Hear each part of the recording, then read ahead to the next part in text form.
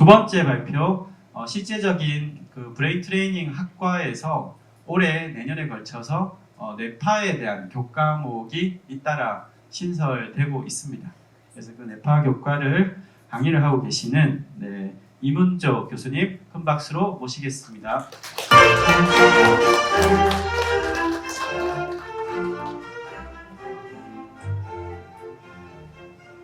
반갑습니다. 네, 방금 소개받은 이문조입니다. 저는 뇌파로 살펴본 뇌과학의 비밀에 대해서 여러분들과 잠시 나누는 시간을 갖도록 하겠습니다. 이 뇌과학의 비밀이 얼마나 많겠습니까? 제가 오늘 짧은 시간, 저에게 주어진 시간 20분입니다. 저희 학과장님께서 시간 준수해 주십시오라고 말씀을 하셨습니다. 하지만 그 짧은 시간에 여러분들께 정말 신기한 우리 뇌과학의 비밀을 한번 말씀드리도록 하겠습니다. 그것들 중에서도 뇌의 목소리, 아까 앞에서 모두 발언에서도 말씀해 주셨는데 뇌파에 대해서 말씀드리도록 하겠습니다. 흔히 뇌파를 뇌의 목소리다라고 비유적으로 표현하고 있죠. 그 이유는 뇌파가 우리 뇌의 정기적 활동을 나타내는 신호로 우리가 생각하고 느끼고 반응하고 이런 모든 상태를 정기적인 신호로 나타내어 주기 때문입니다. 여러분들이 지금 저를 보고 계시죠? 혹시 안 보시는 분 계시나요? 네. 제가 앞에 서 있기 때문에 아마 저를 보고 계실 거고 또 거기에 대해서 고개를 까딱까딱 하시는 분들도 계실 겁니다. 모두 여러분들 뇌에서 정보 처리를 하고 있습니다. 이러한 정보 처리는 뉴런들이 신경 전달 물질을 통해서 정보 처리를 하게 됩니다. 즉 화학 물질이 이동을 할 때 나오는 플러스 마이너스 전자들이 전기를 유발하죠. 그 매우 미세한 전기의 신호를 증폭기를 통해서 기록한 것이 뇌파입니다. 그래서 이렇게 구불구불구불 나는 지금 이런 생각을 하고 있어 라고 표현해 주고 있습니다. 자, 그럼 이런 뇌파에는 어떠한 종류가 있을까요? 우리가 임상에서 흔히 사용하고 있는 여러분들이 지금 현장에서 사용하고 있는 뇌파도 모두 두피에 전극을 부착하고 측정하는 이런 머리 덮개 뇌파, 즉 두피 뇌파입니다. 그리고 대뇌 피질의 전극을 부착하고 측정하는 뇌파도 있습니다. 이런 뇌파는 임상에서는 사용하지 못하죠. 그래서 외과 수술 시에 주로 사용하는데 혹시 여러분들가 얼마 전에 의료 드라마에서 이렇게 딱 깨어 있는데 두뇌 수술을 하는데 환자와 대화하면서 수술하는 모습 보셨을까요? 아, 보셨습니까? 네. 뇌전증 환자의 경우에는 전신 마취를 하지 않고 이렇게 국소 마취를 한 상태에서 수술을 진행합니다. 다행히 우리 두피는 이 피질은 통감을 느끼지 못합니다. 그래서 직접 뇌전증 환자의 경우에는 이런 형태의 뇌파를 측정하면서 수술이 진행됩니다. 그리고 하나는 신부뇌파가 있습니다. 이 신부뇌파는 전극도 매우 좀 그렇죠.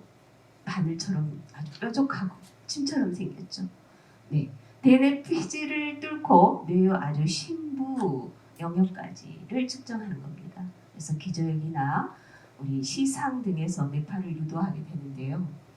이런 뇌파는 생명의 위협을 줄 수 있습니다. 그래서 최종적인 상황이 아니면 잘 사용되지 않는 뇌파입니다. 네, 뇌파의 종류 뭔지 공부하는 것 같아, 지루할 것 같아. 혹시 약간 졸음이 오시는 분 계시나요? 아, 신기합니까? 감사합니다. 신기하다고 말씀하신 분은 아마 뇌에서 약 12에서 15Hz의 주파수가 출현하고 있을 것입니다. 점심 식사 후 잠깐 졸리시다. 네, 아마 세타 파워가 우세하게 출현하는 분이실 겁니다. 네. 우리 뇌는 이렇게 자기의 목소리를 리듬의 형태로 표현합니다.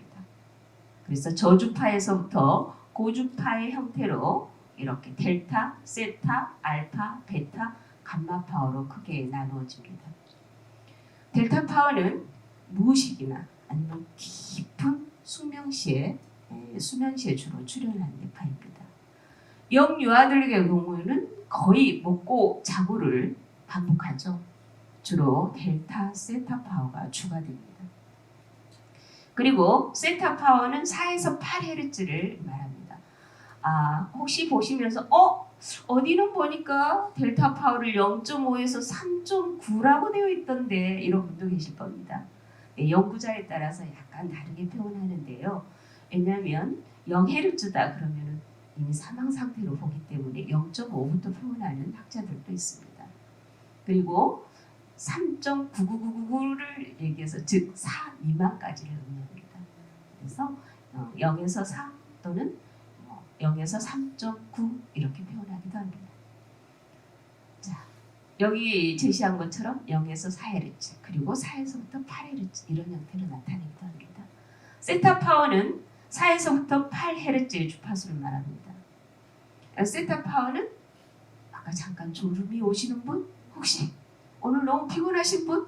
이런 분들은 뇌에서 세타 파워가 매우 우세하게 출현하고 있는 상태이실 겁니다. 또 세타 파워는 의식이 있는 상태에서 매우 깊은 무의식 상태로 들어갈 때 깊은 명상 시에도 매우 우세하게 출현한다는 연구가 있습니다. 그리고 알파 파워는 3에서 13Hz. 혹시 좋은 뇌파는 무슨 뇌파다 들어보신 분? 좋은 뇌파는 알파파다. 맞습니다. 그렇게 많이 들어보셨을 것입니다. 그 이유는 우리 인간의 뇌에서 가장 우세하게 출현하는 뇌파, 즉 기초 율통파가 알파 파워이기 때문입니다. 그러나 가장 좋은 뇌파는 필요시에 나오는 뇌파가 가장 좋은 뇌파입니다. 그렇죠. 때에 따라서 나 지금 잠을 자야 돼. 그런데 뇌에서 베타 파워가 우세하게 출현합니다. 그럼 눈을 감고 있는데 오만 생각이 나의 뇌를 스쳐 지나가고 있는 상태가 되겠죠. 나 지금 집중해서 뭔가를 들어야 되고 공부를 해야 되는데 자꾸 꾸벅꾸벅 졸려. 네, 그때는 나의 뇌에서 세타 파워가 매우 우세하게 출현하는 상태입니다. 그래서 가장 좋은 뇌파는 필요시에 나오는 뇌파. 자야 될 때는 세타 파워에서부터 낮은 주파수. 내가 학습을 할 때는 좀 더 빠른 주파수로. 네. 그래서 알파 파워는 편안한 이완 상태, 이완된 집중 상태에서도 가장 우세하게 출현합니다.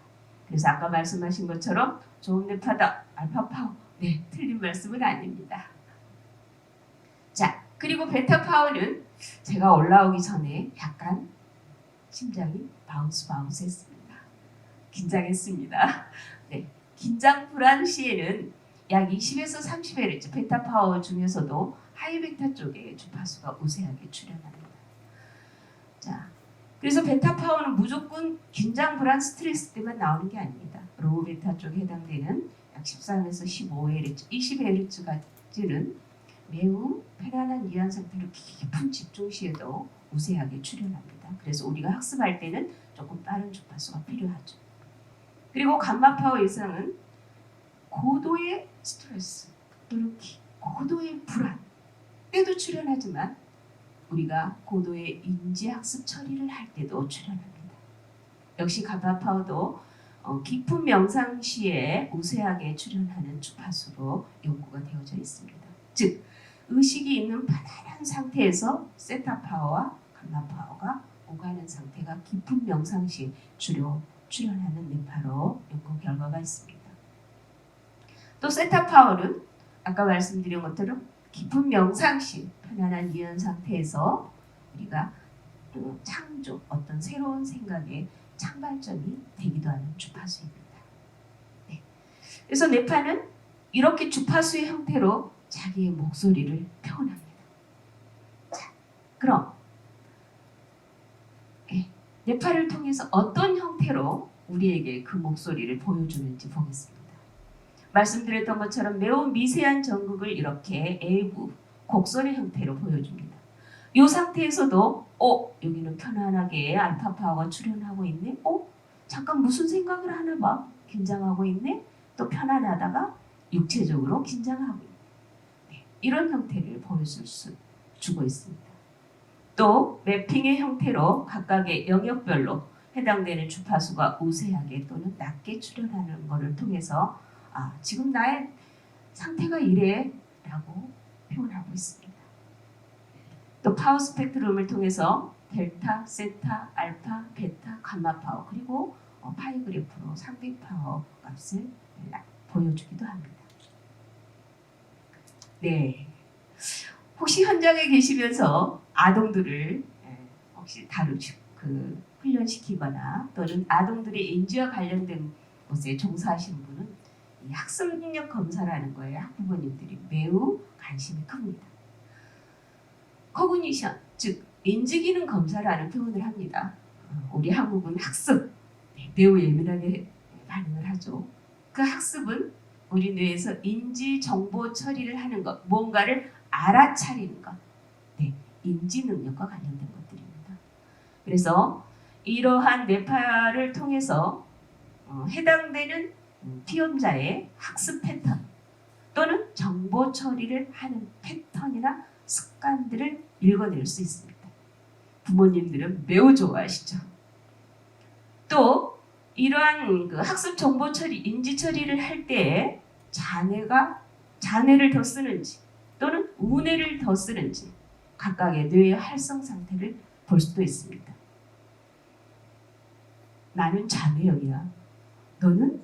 나는 우뇌형이야. 우리 애는 우뇌형인가 봐. 이런 표현들을 하죠. 즉 이런 정보 처리를 할 때 어떠한 뇌를 더 많이 쓰느냐입니다. 그리고 학습 인지를 할 때 받는 학업 스트레스의 정도, 그리고 학습 처리를 할 때 집중의 정도, 집중을 어느 정도를 유지하는지, 또는 시험 문항에서 집중을 더 잘하는지, 또는 난이도가 높은 데서 집중을 잘하는지, 이러한 것들을 체크하게 됩니다. 그리고 인지 강도와 속도, 집중력을 통해서 학습 능력 수준을 평가하게 되죠. 부모님들 너무 좋아하시겠죠? 네. 자, 앞서도 계속 우리 오프닝에서도 말씀해 주셨는데요. 인지 기능과 뇌의 어떤 뇌 병변과 관련된 부분입니다. 자, 이 고유 리듬은 인지 기능과 상관성이 높은데 인지 기능은 아동의 경우에는 발달의 정도를, 그리고 노인의 경우에는 뇌 기능의 퇴화 정도를 예측합니다. 우리가 눈을 감고 편안한 이완 상태일 때 여기 보시는 바와 같이 이러한 고유 리듬의 형태로 해당되는 고유 리듬이 이렇게 우세하게 출현하게 되는데요. 이러한 고유 리듬은 뇌의 시상이 주요 발생 원인이면서 우리 뇌파 리듬의 페이스메이커 역할을 하는 것입니다. 자, 인지신경망 고유 리듬과 인지기능과의 상관성 관련된 연구인데요. 보시는 바와 같이 O1, O2는 좌우 옥시피털, 즉 후두부 영역입니다. 해당되는 영역에서 정상 성인의 경우에는 10Hz 영역에서 이렇게 매우 뾰족하게 나타납니다. 좌우 모두. 그러나 나이가 들어가면 해당되는 가장 높은 피크 위치가 10Hz 이하로 낮아지고 또 낮은 주파수가 이렇게 차츰 우세하게 출현하는 현상을 보이게 됩니다. 다음은 정상인과 알츠하이머 초기 인지신경망 고유 리듬입니다. 정상인의 경우 역시 10Hz 영역에서 매우 우세하게 이렇게 출현하고 있죠. 그러나 초기 알츠하이머 경우에는 10Hz에서 차츰 낮아지면서 세타 파워 부분에서 이제 차츰 우세한 영역을 보이고 있습니다. 인지신경망 고유 리듬과 관련된 2020년에 뉴로사이언스지에 퍼블리시한 연구 논문입니다. 제가 이 그림 그리느라고 되게 고생을 많이 했습니다. 보시는 바와 같이 뇌의 전두부, 전두, 좌우 축두 그리고 후두부 모든 영역에서 10Hz 영역에서 고유 리듬이 매우 우세하게 출현하고 있음을 알 수 있습니다. 이 연구는 그 20세에서 69세 정상 성인을 대상으로 한 연구입니다. 이것을 5분 동안 측정하면서 30초 단위로 끊어서 봤을 때도 모두 통계적으로 유의미하게 같은 위치에서 고유 리듬이 나타남을 알 수 있습니다. 이러한 것을 그 바탕으로 이 인지 기능을 측정하는 데 있어서 뇌의 전 영역을 보지 않고 좌우 전 전두부 영역만 가지고도 치매를 조기에 예측하고 발견할 수 있다는 것입니다. 그래서 이렇게 밴드형으로 전 전두부 영역에서 고유 리듬을 측정하고 치매 가능성이 높은 고이용군에 대해서는 치매 안심센터와 보건소에서 이제 인지 자극 훈련을 진행하는 사천시에서 진행했던 사업입니다. 네. 이렇게 뇌는 각각의 주파수별로 정상 표준 패턴을 보여줍니다. 그래서 세타 파워, 알파 파워, 베타 파워에 대한 매핑의 표준 패턴인데요. 색상은 붉은색일 경우에는 해당되는 주파수가 우세하게 출현하고 파란색에 가까울수록 해당되는 주파수가 낮게 출현하는 것을 말합니다. 자, 이거는 두뇌 영역별 뇌기능의 상태를 보는 것입니다. 뇌병변과 관련된 것인데요. 이 좌측에 있는 이 그림은 뇌허혈성 뇌졸중 환자의 MRI 촬영 결과입니다. 우측은 해당 환자에 대한 뇌 매핑입니다. 보시는 바와 같이 세타파인 느린 주파수가 해당되는 좌측 전축두 영역에서 매우 우세하게 출현하고 있습니다. 그것은 뇌파 리듬이 매우 낮아지는 것을 말합니다. 즉, 뇌의 활동 상태가 낮아지는 것을 표현하고 있습니다. 해당되는 영역의 알파 파워와 베타 파워는 상대적으로 낮게 출현하고 있죠. 그래서 뇌는 나 지금 이렇게 아파 하고 이런 형태로 말하고 있습니다. 또 알츠하이머형 치매와 관련된 매핑입니다. 초기 그 알파 파워를 중심으로 봤을 때 초기 단계에서는 전두부 영역에서 알파 파워가 표준 패턴보다 낮게 출현하고 있습니다. 경증 환자의 경우에는 우측 전두 영역에서 이제 알파 파워가 더욱 높아지고 좌우에 비대칭성을 보이죠. 그래서 우울증 환자, 죄송합니다. 치매 환자들이 우울증을 같이 겪는 경우가 매우 많습니다. 자, 다음은 치매 진행 단계가 이제 더욱더 진행되면서 후두부의 알파파 우세 현상이 두뇌 전체적으로 강범성을 보이게 됩니다. 차츰 이제 중증 단계로 진행되게 되면 후두부의 우세 현상이 전두엽 쪽으로 넘어가는 이런 역전이 현상을 보이게 되죠. 네. 살면서 누구나 한 번쯤은 우울하고 왠지 모르게 무기력함을 겪을 수 있습니다. 우리나라의 경우 약 70%에 해당되는 사람들이 살면서 한 번쯤은 우울증을 겪고 있다고 합니다. 우울의 경우에 역시 뇌 매핑은 이렇게 주어지고 있습니다. 초기 단계에서는 좌측 전두부에서 알파 파워가 우세하게 출현하고 베타 파워는 우측 전두부에서 우세한 현상을 보입니다. 즉 좌뇌와 우뇌의 비대칭성을 보이고 있죠. 우울증이 심화될수록 우측 전두부의 알파 파워는 더욱 우세해지고 반대로 베타 파워는 더욱더 그 불균형성을 강하게 보이고 있죠. 그러다가 만성 우울이 되게 되면 이제 알파 파워보다 더 낮은 세타 파워가 좌측 전두부에서 우세 현상을 보입니다. 그리고 우측 전두부에서는 베타 파워가 우세하죠. 즉 좌뇌와 우뇌의 편차가 더욱더 커지고 있음을 알 수 있습니다. 네, 다음은 가행 행동 장애 ADHD의 매핑입니다. 국내 아동의 약 5%에 아니 8%에 해당되는 아동들이 ADHD를 앓고 있습니다. 그리고 이러한 아동들은 성인 시까지 약 절반에 해당되는 수가 성인까지 이어진다고 합니다. 보시는 바와 같이 전두엽 영역에서 세타 파워가 매우 우세하죠. 즉 전두엽의 활동 상태가 매우 느려짐을 알 수 있습니다. 인간의 전두엽은 창조, 그리고 감정의 조절, 그리고 정서 통제, 뭔가를 계획하고 그것을 의사 결정을 하는 역할을 담당하고 있습니다. 그런데 전두엽의 활성이 이렇게 느려짐에 따라서 말씀드렸던 어떤 감정이나 정서 조절, 감정 통제 이런 부분이 어려워지겠죠. 표준에서도 보면 역시 전두부와 전두부 영역에서 표준을 훨씬 우회하고 있습니다. 네. 이렇게 우리의 뇌는 발달의 과정, 그리고 뇌의 태아의 상태, 그리고 정신적인 상태를 뇌파를 통해서 확인해 볼 수 있습니다. 이렇게 이제 그 진단뿐만이 아니라 오늘은 말씀드리지 못했지만 뇌 기능을 향상시키기 위해서 뇌파 뉴로 피드백 훈련도 있습니다.